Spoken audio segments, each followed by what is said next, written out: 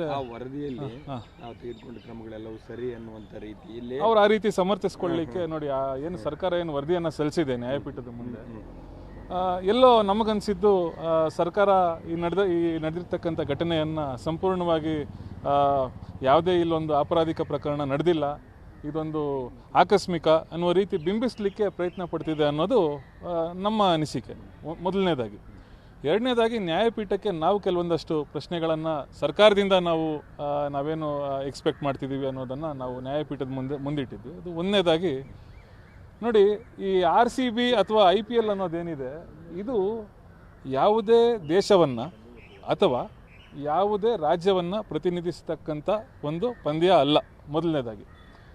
ಏಕೆಂತಂದರೆ ಈ ಒಂದು ಏನೊಂದು ಪಂದ್ಯಗಳೇನು ನಡೀತಿದ್ದಾವೆ, ಹಲವಾರು ಟೀಮ್ಗಳು, ಹಲವಾರು ಈ ಕೆಲವೊಂದಷ್ಟು ಮುಖ್ಯವಾಹಿನಿಯಲ್ಲಿ ಇರ್ತಕ್ಕಂಥ ಸಿಟೀಸ್ ಯಾವುದಿದ್ದಾವೆ, ಬೆಂಗಳೂರು, ಡೆಲ್ಲಿ, ಇಂಥ ಹೆಸರುಗಳನ್ನು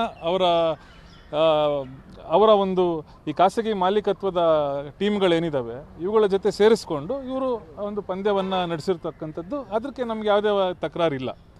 ಆದರೆ ಒಂದು ಖಾಸಗಿ ಪಂದ್ಯವನ್ನು ಇವರು ಅಭಿನಂದಿಸಲಿಕ್ಕೆ, ಇದು ಯಾವುದೋ ರಾಜ್ಯದ ಒಂದು ಪಂದ್ಯವಲ್ಲ ಅಥವಾ ಯಾವುದೇ ಒಂದು ರಾಷ್ಟ್ರಕ್ಕೆ ಸಂಬಂಧಪಟ್ಟ ಪಂದ್ಯ ಅಲ್ಲ, ಅಥವಾ ಯಾವುದೋ ಒಲಿಂಪಿಕ್ಸೋ, ಏಷ್ಯನ್ ಗೇಮ್ಸೋ ಅಥವಾ ಕಾಮನ್ವೆಲ್ತ್ ಪಂದ್ಯನೋ ಖಂಡಿತ ಅಲ್ವೇ ಅಲ್ಲ. ಇದಕ್ಕೆ ಇವರು ಈ ರೀತಿಯ ಒಂದು ಪ್ರಶಂಸೆಯ ಒಂದು ದೊಡ್ಡ ಸಂಭ್ರಮವನ್ನು ಈ ಒಂದು ಬೃಹತ್ ಗಾತ್ರದಲ್ಲಿ ಇವರು ಮಾಡಲಿಕ್ಕೆ ಇವರಿಗೆ ಅನುಮತಿ ಇದೆಯಾ? ಇವರು ಯಾವ ಒಂದು ಅನುಮತಿಯ ಮೇರೆಗೆ ಅಥವಾ ಯಾವ ಒಂದು ಶಾಸನದ ಮೇರೆಗೆ ಈ ರೀತಿ ಇವರೊಂದು ಸರ್ಕಾರದ